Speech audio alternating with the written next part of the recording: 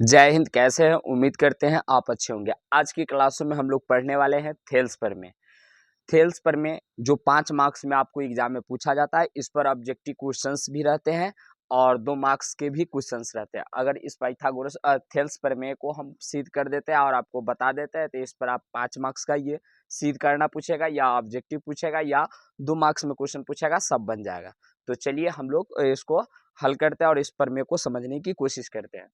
तो थेल्स प्रमेय कहता है यदि किसी त्रिभुज की भुजा के समांतर, एक भुजा के समांतर अन्य 2 भुजाओं को भिन्न बिंदुओं पर प्रतिच्छेद करने के लिए एक रेखा खींची जाए तो अन्य 2 भुजाएं एक ही अनुपात में विभाजित हो जाती है। यह थेल्स प्रमेय का साधारण प्रतिज्ञा, यह थेल्स प्रमेय का कथन है, थेल्स साहब का ये कथन है। इसे ऐसे भी देकर पूछा जाता है और सीधे डायरेक्ट भी कहेगा थेल्स प्रमेय प्रमाणित कीजिए या सिद्ध कीजिए। तो चलिए हम लोग इसको करते हैं। पहले इसके क्या बनाएंगे? आकृति बनाएंगे। क्या बनाएंगे? आकृति। तो सबसे पहले हम आकृति बना देते हैं, एकदम सीधा स्ट्रेट लाइन में आकृति हम बना देते हैं। आकृति मतलब चित्र। चलिए यहाँ पर क्या दे देते हैं? ए। क्या? ए। यहाँ ए, बी और सी। यदि किसी त्रिभुज की एक भुजा के समांतर, तो हम त्रिभुज बना दिए एक भुजा के समांतर, तो BC एक भुजा है, इसके समांतर एक रेखा, तो हम इसको D और इसको क्या है? E। एक भुजा के समांतर एक रेखा, भुजा के समांतर अन्य 2 भुजाओं को भिन्न बिंदुओं पर प्रतिच्छेद करने के लिए, तो ए बी भुजा है, इसको डी यहाँ प्रतिच्छेद किया और ऐसी भुजा यहाँ ई बिंदु क्या क्या प्रतिच्छेद किया करने के लिए एक रेखा खींची जाए तो अन्य 2 भुजा एक ही अनुपात में विभाजित हो जाते हैं। अब आगे हम इसमें क्या करेंगे? आगे इसको हम पहले क्या करें कि पहले यहाँ पर लिखेंगे ये त्रिभुज बना दिए। अब यहाँ पर हम लिखेंगे दिया हुआ है। क्या है? दिया हुआ। तो सबसे पहले दिया क्या है? तो दिया है डी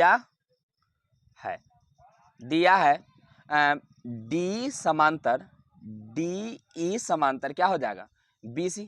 त्रिभुज ABC में DE समांतर क्या हो जाएगा? BC। यह भुजा इस भुजा के क्या है? समांतर है। इसको क्या करेंगे? B को E से और D को C से हम मिला दिए।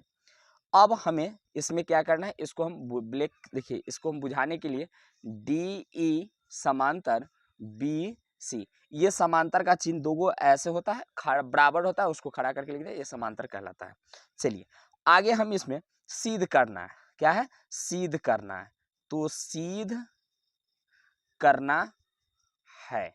सिद्ध क्या करना है? AD, ये थेल्स प्रमेय कहते हैं, क्या कहता है? तो अन्य 2 भुजाएं एक ही अनुपात में विभाजित है। AD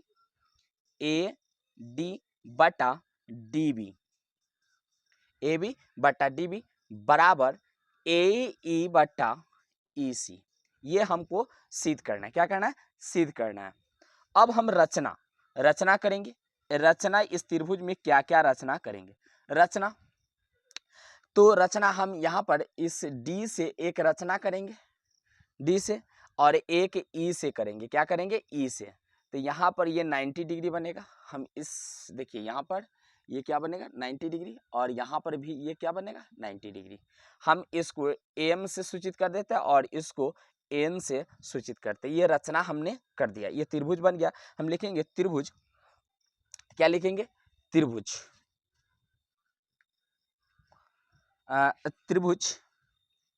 क्या लिखेंगे?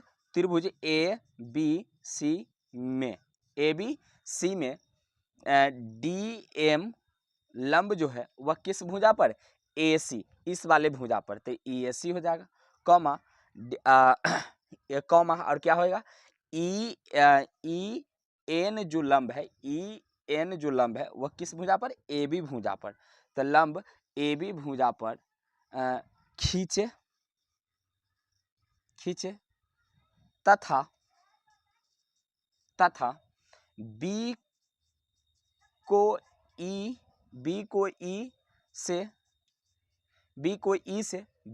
E से और C को D से मिलाए।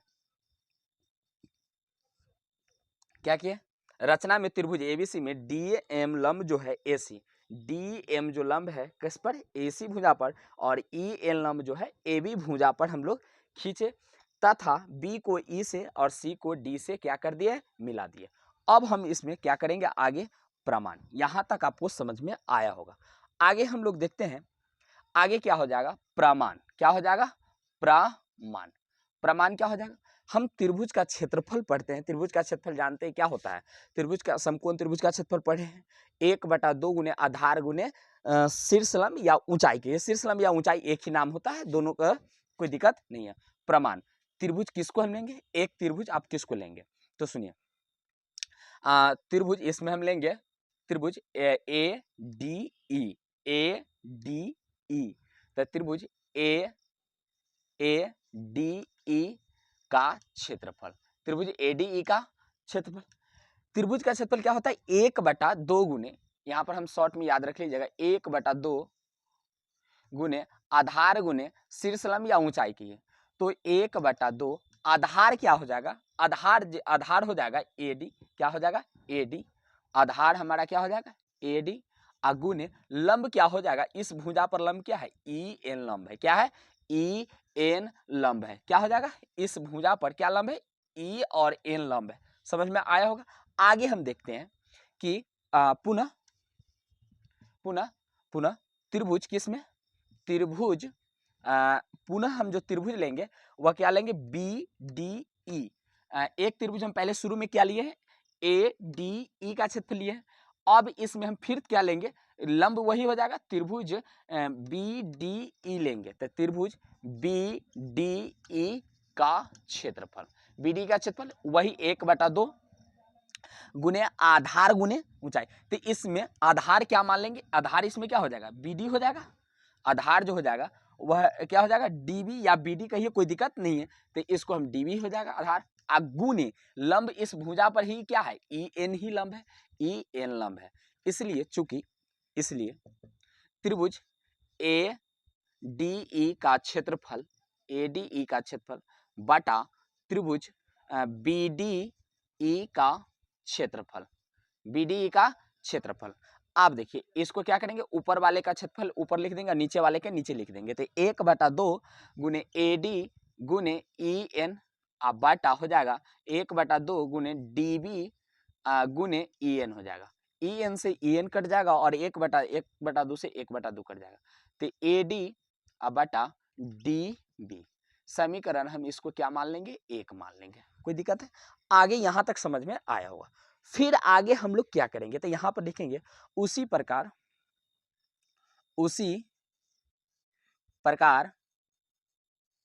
साबित किया जा सकता है। उसी प्रकार अब हम क्या लेंगे, त्रिभुज, फिर से दूसरा त्रिभुज क्या लेंगे, तो त्रिभुज हम वही ले लेंगे, एक साइड का वही त्रिभुज क्या ले लेंगे, पुनः त्रिभुज में हम त्रिभुज ए डी ई का क्षेत्रफल, ए डी ई का क्षेत्रफल। लेकिन अब इसमें क्या करेंगे, हम लंब जो ले लेंगे वो डीएम ले लेंगे, क्योंकि ईएन लंब ले चुके हुए हैं, तो हम इस साइड से लेंगे।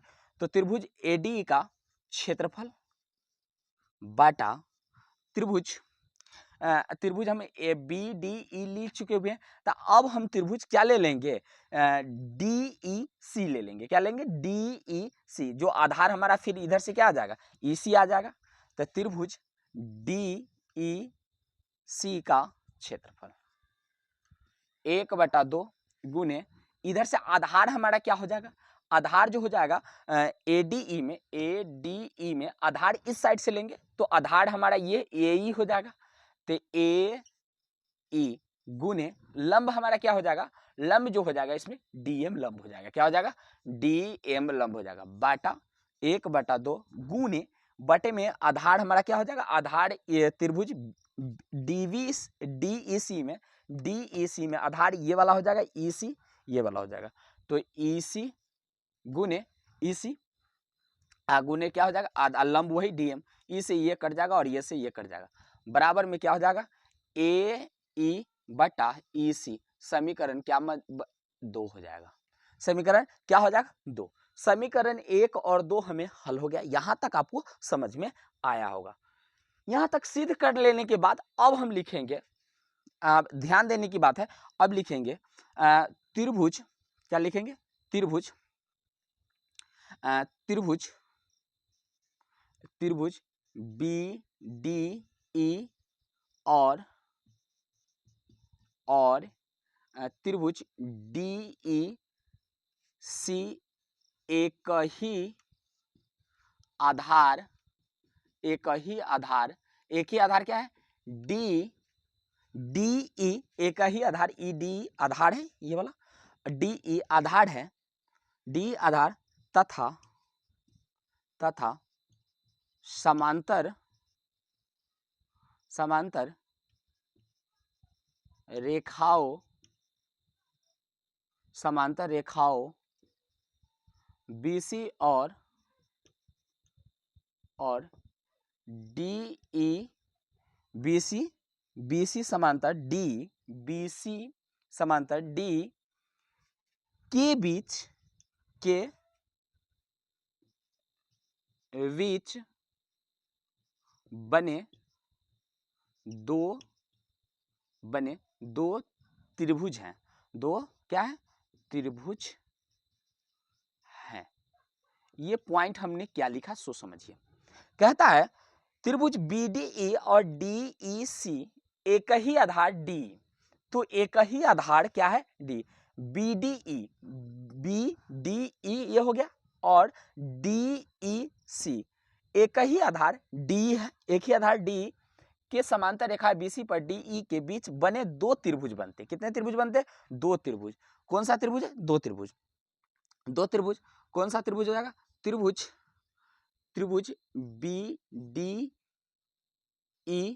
त्रिभुज क्या हो जाएगा BDE, और क्या हो जाएगा, त्रिभुज क्या हो जाएगा BDE बराबर बराबर त्रिभुज DEC हो गया। इसलिए क्या हम इसलिए लिख सकते हैं, इसलिए हो जाएगा क्या, समीकरण 1 और 2 से हमें क्या प्राप्त हुई है, समीकरण 1 तथा 2 से, समीकरण 1 तथा 2 से, समीकरण 1 तथा 2 से, 1 में प्राप्त हुआ है हमें क्या, AD बाटा क्या है DB बराबर AE बटा EC, यही प्राप्त हुआ है, यही थेल्स प्रमेय है। ये क्या हो गया, प्रूफ हो गया, प्रूफ हो गया, यही थेल्स प्रमेय कहता है और इसी को हम सिद्ध करना है। तो उम्मीद करते हैं आपको ये समझ में आया होगा। आपको अब ये 5 मार्क्स में सिद्ध करना पूछता है तो आपको ऐसे सिद्ध करना होगा, तो आपको 5 मार्क्स, ये 2026 के लिए काफी इंपॉर्टेंट है, काफी इंपॉर्टेंट है बिहार बोर्ड के लिए। और इस पर ये 5 मार्क्स में आपको पूछेगा प्रमाणित करना, थेल्स प्रमेय प्रमाणित करना पूछेगा तो 5 मार्क्स में पूछेगा।